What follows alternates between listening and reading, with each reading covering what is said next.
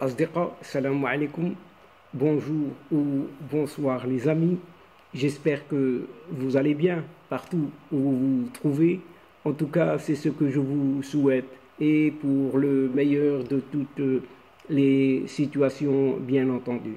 Bienvenue, bienvenue sur votre chaîne Bled Maralibia qui attend comme toujours vos encouragements et surtout, abonnez-vous.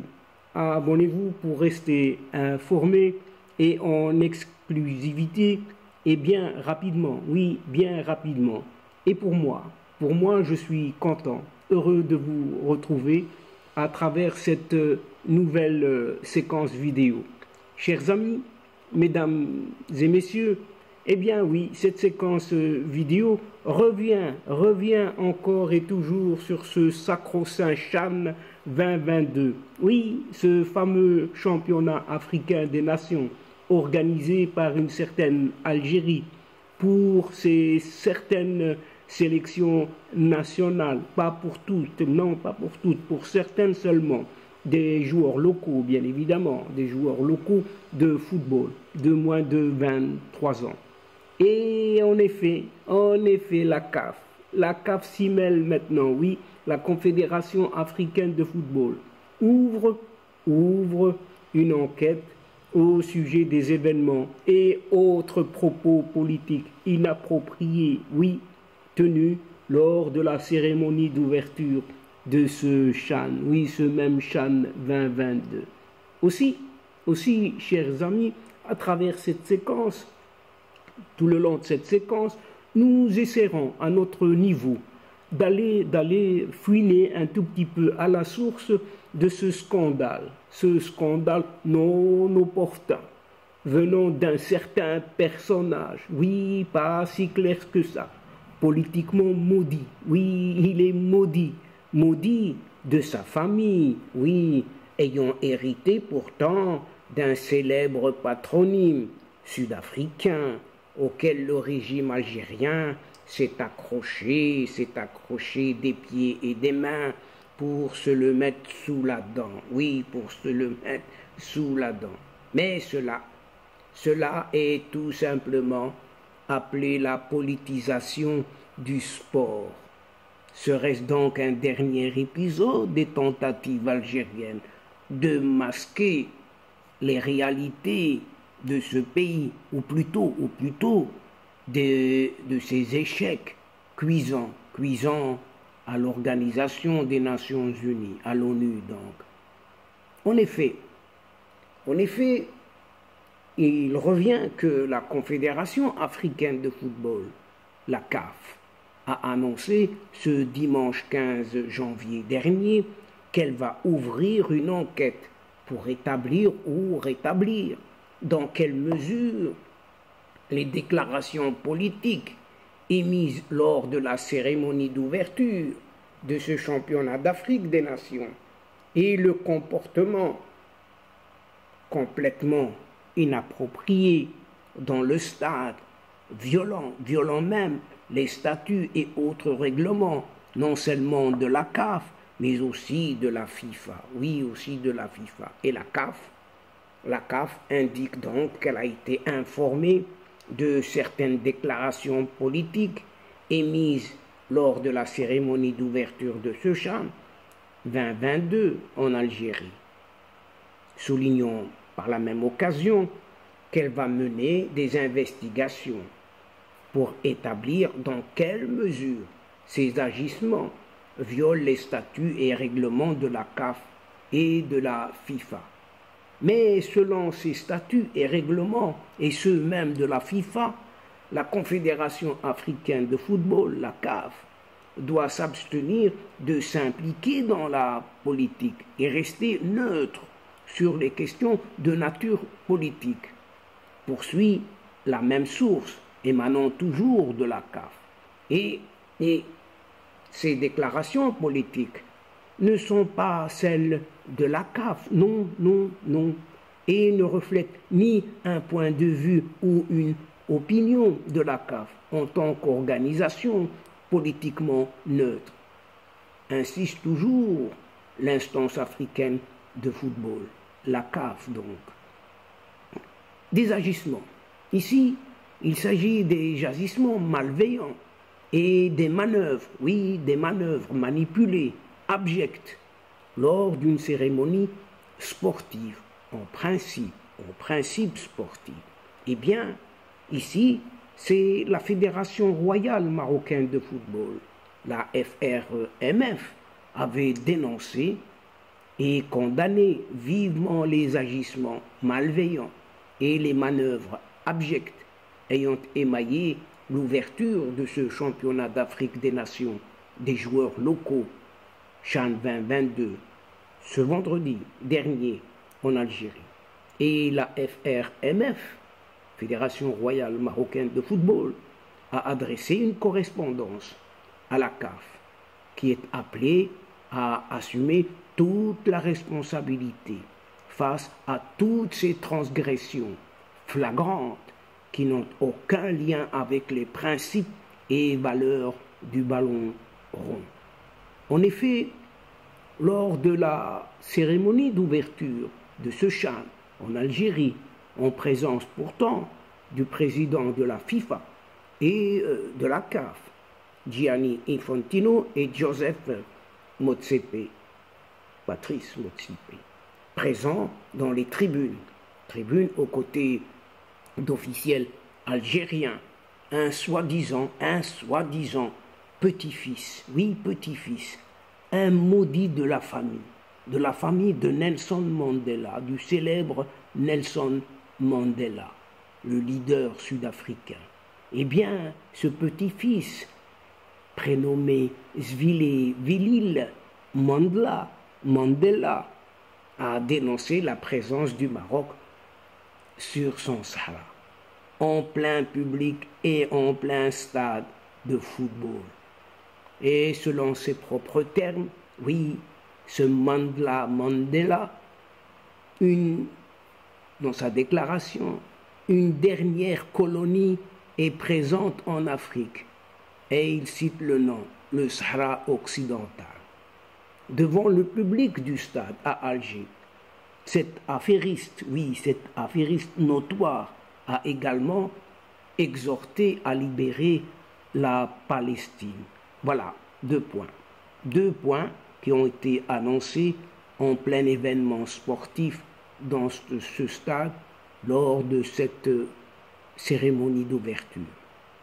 Et dans la même optique, cette fois-ci, la FRMF, la Fédération royale marocaine de football, a rejeté les propos racistes prononcés par ses supposés supporters présents à la cérémonie d'ouverture à l'égard du public marocain, connu pourtant à travers le monde entier pour son civisme et qui fait des envieux un peu partout. Des vidéos sur les réseaux sociaux circulant, donc sur les réseaux sociaux, montrent ce qui est encore appelé des supporters algériens en train de chanter, de crier des slogans racistes ne visant que les Marocains. La cerise sur le gâteau, eh bien, ce sont les supporters libyens ont été tabassés purement et simplement par les forces de l'ordre. Oui, par les forces de l'ordre, sur les gradins. Après la fin du match d'ouverture Algérie-Libye, qui s'est terminé par une bagarre générale entre les deux équipes sur la pelouse cette fois-ci, à cause de l'arrogance. Oui, juste cette arrogance des joueurs algériens. Bien évidemment, tout ceci arrive quand le régime algérien aux abois s'accroche à ces maudits de leur famille. Mais au fait, ces maudits, qui est donc parmi ces maudits? Qui est donc ce petit-fils de Nelson Mandela qui a appelé à la guerre, pas moins que ça, contre le Maroc, en pleine cérémonie d'ouverture d'une compétition sportive africaine?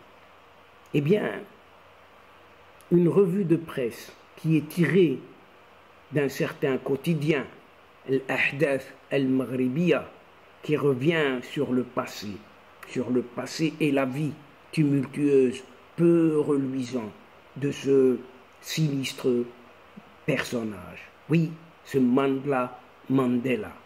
C'est un opportuniste. Oui, un opportuniste, un cupide, coureur de jupons et avide de célébrité, etc., etc.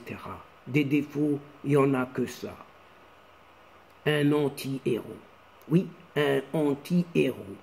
En fait, que le régime algérien a choisi, oui, a sélectionné, a choisi comme VIP, comme porte-voix à l'occasion de l'ouverture de ce Chan 2022 vendredi dernier. Un maudit, oui, un maudit de sa famille, de ses parents et de son grand-père en particulier, auquel, comme le relève toujours le quotidien Al-Ahdath al-Maghribiya dans son édition de ce lundi 16 janvier, le régime militaire algérien a fait appel pour distiller sa haine, tout simplement la haine, la nuisance contre le Maroc, en pleine cérémonie d'ouverture d'une compétition sportive panafricaine. Et pourtant, oui, juste pour avoir une idée du personnage, de ce personnage, Mandela, écrit le quotidien Al-Ahdath al-Maghribiya. Il suffit de taper son nom sur n'importe quel moteur de recherche, oui, sur le web, pour se rendre compte du sombre passé de celui que le régime algérien a choisi, oui, précieusement choisi, pour défendre ses thèses, oui, quelles thèses, et celles de ses protégés, quels protégés du Polisario, bien évidemment, et pour appeler carrément à la guerre, oui, appeler à la guerre, contre l'ennemi de toujours, l'ennemi éternel, qu'est ce Maroc. Et en présence, tout cela, en présence des présidents de la FIFA et de la CAF. C'est ainsi qu'écrit le quotidien Al-Ahdath al-Maghribiya.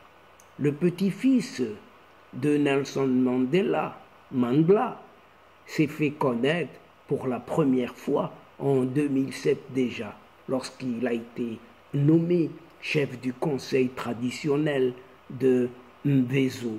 Mvezo, c'est son village natal. 40 ans plus tard, en 2011, un premier clash. Non, 4 ans plus tard, en 2011, un premier clash, oui, pardon, donc c'est 4 ans plus tard, 2007, 2011, 4 ans plus tard, un premier clash avec la famille, une sordide affaire, en fait, qui avait particulièrement choqué l'opinion publique sud-africaine.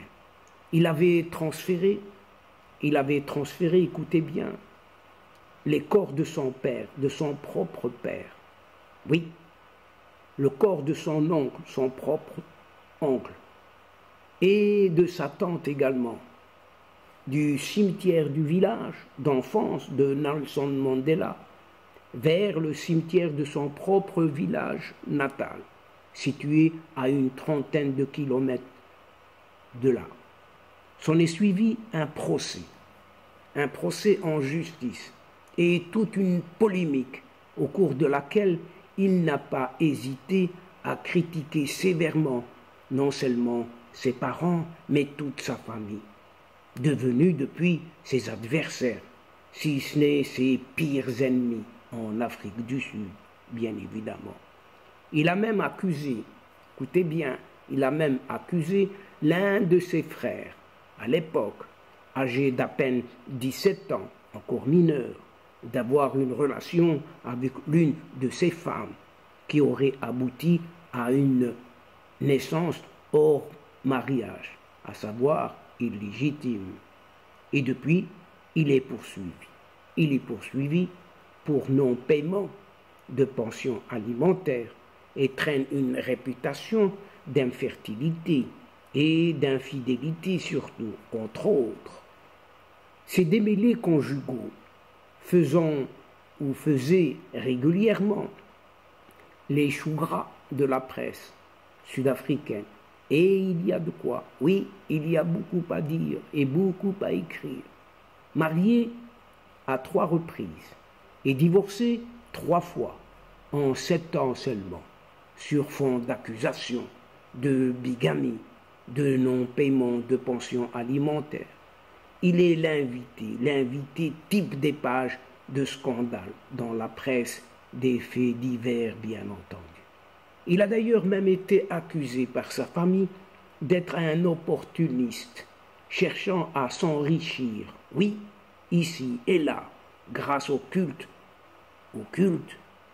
de son oncle, bien évidemment, Nelson Mandela. Il a construit dans son village natal un complexe touristique qu'il gère directement et dont il tire d'importantes sommes d'argent en faisant le commerce de la mémoire de son grand-père, oui, de son grand-père, Nelson Mandela. Des membres de son village l'avaient par ailleurs accusé de les avoir expropriés injustement pour pouvoir construire ce projet touristique qui comprend un hôtel, un centre de conférence et un musée. Et ça n'est pas resté là seulement. En 2020, la célèbre BBC lui a consacré un long portrait dans lequel la chaîne de télévision britannique est revenue sur son passé sulfureux et toutes les zones d'ombre de sa vie. Avec le temps, il est devenu un nabab extrêmement riche, soupçonné d'investissements douteux, très douteux, dans des entreprises aux activités non moins louches. Et voilà la vraie vie de ce petit-fils Mandela, petit-fils de Nelson Mandela. Et à partir de ce portrait et de toute cette revue de Ahdath al-Maghribiya, c'est ce qui est appelé la politisation du sport.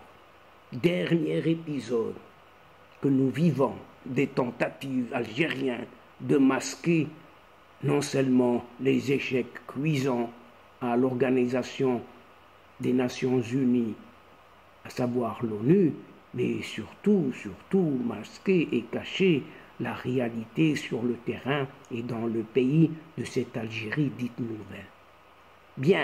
Bien, la politisation flagrante du championnat d'Afrique des nations des joueurs locaux, ce CHAN, n'est qu'un nouvel épisode, des tentatives algériennes de masquer ces échecs cuisants à l'ONU, où cette Algérie s'obstine en vain à attenter à l'intégrité territoriale du royaume marocain, a souligné un certain docteur Hernan Olano, recteur de l'université Unicoc de Colombie. Oui, c'est en Amérique latine, ce n'est pas tout près. Oui, c'est de là que vient cette analyse. Et il déclare, il est connu de tous que la politique ne doit pas s'inviter dans des manifestations sportives, mais l'Algérie a tenu à transformer le sport, qui est par essence un vecteur de paix et de dialogue, en une tribune pour véhiculer des positions politiques hostiles à l'encontre du Maroc. En tout cas, c'est ce qu'a dit ce docteur Hernan Olano dans une déclaration à la presse, Maroc, agence presse. Et il poursuit l'un des principes très importants de la FIFA est que les joueurs sont des ambassadeurs du sport et de la paix, ainsi que du fair play qu'ils doivent représenter sur le terrain. Pour l'instance internationale, les compétitions de football ne peuvent servir de propagande en faveur de quelconque position politique, a toujours insisté cet expert international. Oui, ce Colombien, ce professeur Olano. Les incidents déplorables qui ont précédé ce championnat de football et se sont prolongés jusqu'à la cérémonie d'ouverture interviennent dans un contexte où la thèse séparatiste parrainée par l'Algérie ne trouve plus aucun écho, oui, aucun écho auprès de quiconque sur la scène internationale, a expliqué encore et toujours ce docteur Hernan Olano. Et donc, chers amis, mesdames et messieurs de la chaîne, c'est ici, sur ce scandale qui ne dit pas son nom, de la part d'un politiquement maudit, que prend fin cette séquence en prenant congé de vous, tout en espérant vous retrouver avec un immense plaisir. Merci pour votre fidélité en nous écoutant jusqu'au bout des séquences. Mais n'oubliez pas de nous aider mutuellement, de soutenir votre chaîne en vous y abonnant en grande masse afin d'être informé comme il se doit dans les meilleures conditions et surtout rapidement. Aussi, chers amis, mesdames et messieurs, n'hésitez surtout pas de partager au grand maximum autour de vous, là où vous pouvez le faire, auprès de vos proches, vos connaissances, là où vous êtes. Partagez vos séquences vidéo afin de faire connaître votre chaîne. Oui, qui en a énormément besoin. La chaîne ne peut vivre que grâce à vous et à votre aide. Et pour moi, le moment est arrivé pour vous dire tout simplement au revoir les amis, l'asdiqa, salamu alaikum wa rahmatullah wa barakatuh, à la prochaine fois et à bientôt. إلى اللقاء في حصة أخرى إن شاء الله مع السلامة.